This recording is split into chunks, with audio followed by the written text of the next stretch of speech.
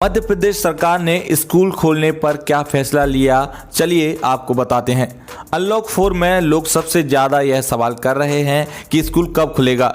MP में सरकार corona संक्रमण की वजह से अभी तक स्कूल खोलने को लेकर कोई निर्णय नहीं ले पाई है। सरकार के स्कूल शिक्षा विभाग ने फिलहाल स्कूल बंद रखने का फैसला किया है। शिक्षा विभाग की तरफ से जारी अधिसूचना के अनुसार प्रदेश में 30 सितंबर तक स्कूल बंद रहेंगे। सरकार ने सभी सरकारी और गैर सरकारी स्कूलों को बंद रखने का निर्देश दिया है। शिक्षा विभाग ने कहा है कि पूर्व में कोरोना की वजह से 31 जुलाई और फिर 31 अगस्त तक स्कूल बंद रखने के निर्देश दिए गए थे। अब सभी स्कूलों को 30 सितंबर तक बंद रखने का निर्णय लिया गया है। विभाग के आदेश में यह भी कहा गया है कि 21 सितंबर 2020 से ऑनलाइन अध्यापन और उससे संबंधित अन्य कार्य के संपादन के लिए 50% शिक्षकीय और गैर शिक्षकीय लोग स्कूल में उपस्थित हो सकते हैं। बाल बाल बचे मुख्यमंत्री शिवराज सिंह चौहान। शुक्रवार और शनिवार को मध्य प्रदेश में भारी बारिश हुई। इससे पूरे प्रदेश में आपदा और बाढ़ आ गई। 29 अगस्त को सुबह भारी बारिश के बाद सीएम शिवराज सिंह चौहान हवाई सर्वे के लिए निकल पड़े। वह होशंगाबाद की तरफ निकले और बारिश जारी थी। इस बीच सीएम शिवराज का हेलीकॉप्टर बादलों के बीच फंस गया। इस मुश्किल वक्त में पायलट ने सूझबूझ दिखाई और सीएम के विमान को सुरक्षित भोपाल लेकर लौट आए। शिवराज बोले, मैंने पायलट से कहा कि मना क्यों नहीं किया, तो पायलट ने कहा कि आपने कहा कि मना नहीं कर सका। शिवराज ने अपने पायलट से कहा, ऐसी स्थिति हो तो मना कर दिया करो। बढ़ते हैं अगली बड़ी खबर की ओर। भ्रष्टाचार की जीती जागती तस्वीर। उद्घाटन से पहले ही पानी में बह गया 3 करोड़ रुपए का पुल। मध्य प्रदेश की सिवनी जिले में करोड़ों की लागत से बैनगंगा नदी पर बना 300 मीटर लंबा पुल 30 अगस्त को बारिश में बह गया। सबसे बड़ी बात यह है कि इस पुल का उद्घाटन भी 30 अगस्त को ही होना था। पुल 1 महीने पहले ही बनकर तैयार हुआ था। पुल बहने से इलाके का संपर्क टूट गया है, जिससे लोगों को आने जाने में परेशानी हो रही है। वहीं इसको लेकर प्रदेश में सियासत भी गर्मा गई है। पुल गिरने पर कांग्रेस नेता और पिछड़ा वर्ग एवं अल्पसंख्यक आयोग के अध्यक्ष जेपी धनोपिया ने बीजेपी पर निशाना साधा है। उन्होंने कहा है कि जब से बीजेपी सत्ता में आई है तब से भ्रष्टाचार बढ़ गया है। सिवनी का पुल इसका उदाहरण है। शिवराज सरकार पर आरोप लगाते हुए उन्होंने कहा कि बीजेपी विकास के नाम पर ठेके देती है। ये लोग काम कम और दिखावा ज्यादा करते हैं।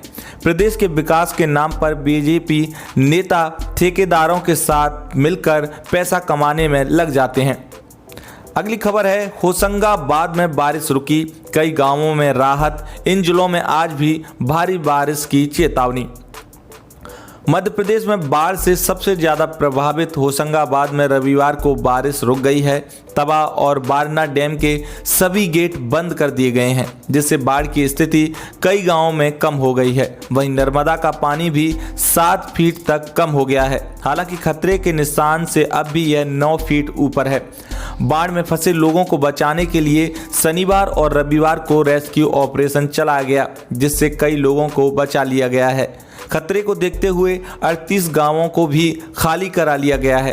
जिले के निचली बस्तियों के हिस्सों में अब भी 20 फीट पानी लगा हुआ है। अधिकारियों के मुताबिक होशंगाबाद में बारिश का खतरा टल गया है, क्योंकि आगामी 4 से 5 दिनों में बारिश की संभावना नहीं है। प्रदेश के कई जिलों में बारिश और बाढ़ की वजह से लगभग 5 लाख हेक्टेयर की सोयाबीन की 50% फसल खराब हो गई है। वहीं दलहन और मक्का की फसलें भी बर्बाद हो गई हैं। हालांकि राहत की बात है कि धान की फसल को नुकसान नहीं हुआ है। इन जिलों में आज भारी बारिश की चेतावनी। बंगाल की खाड़ी में मानसूनी सिस्टम की वजह से आज राजधानी भोपाल में बूंदाबांदी और उज्जैन, धार, झाबुआ में भारी बारिश की संभावना है। इसलिए इन जिलों में अलर्ट जारी किया गया है। साथ ही प्रशासन को भी अलर्ट पर रखा गया है। आर्थिक तंगी से परेशान बुजुर्ग ने फांसी लगाकर की आत्महत्या।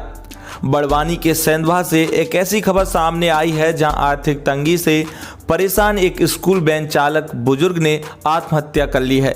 मृतक बुजुर्ग कन्हैया लाल सुदामा कॉलोनी का रहने वाला था। फिलहाल पुलिस मर्ग कायम कर मामले की जांच में जुट गई है। जानकारी के मुताबिक कन्हैया लाल पेशे से ड्राइवर था जो एक निजी स्कूल में गाड़ी चलाया करता था। कन्हैया लाल ने रविवार 30 अगस्त की रात को अपने घर में फांसी लगाकर आत्महत्या कर ली।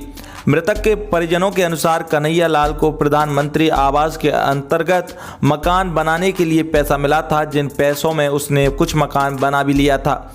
लॉकडाउन लगने के बाद उनके पास आमदनी का कोई जरिया नहीं रहा और मकान का पैसा खर्च हो गया। परिजनों का कहना है कि उन्होंने स्कूल में भी पैसों के लिए आवेदन किया था, लेकिन स्कूल बंद होने के कारण कोई भी मदद नहीं मिल पाई। वहीं पुलिस का कहना है कि आर्थिक परेशानी के चलते बुजुर्ग ने एक कदम उठाया है। मध्य प्रदेश में अब संडे को लॉकडाउन नहीं, होटल, रेस्टोरेंट, बार, क्लब खोलने की परमिशन। मध्य प्रदेश में अनलॉक 4 के लिए शिवराज सरकार ने गाइडलाइंस जारी कर दी है। अनलॉक 4 में प्रदेश में अब किसी भी प्रकार का लॉकडाउन नहीं रहेगा। अब तक रविवार को हो रहे लॉकडाउन को खत्म कर दिया गया है। अब सिर्फ कंटेनमेंट जोन में पाबंदी रहेगी। प्रदेश में अभी स्कूल, कॉलेज, यूनिवर्सिटी समेत अन्य शिक्षण संस्थान अभी भी बंद रहेंगे। सिनेमा हॉल और स्विमिंग पूल के खुलने पर प्रतिबंध कायम रहेगा। 21 सितंबर से 50% टीचिंग और नॉन टीचिंग स्टाफ स्कूल आ सकेगा। कंटेनमेंट जोन से बाहर रहने वाले 9वीं और 12वीं तक के छात्र टीचर से परामर्श ले सकेंगे। इसके लिए उन्हें अपने माता पिता से अनुमति लेनी होगी।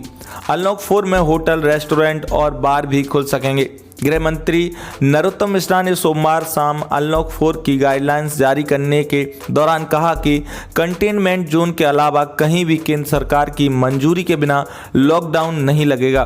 साथ ही रिजॉर्ट्स और सिविलियन क्लब भी खोले जाएंगे।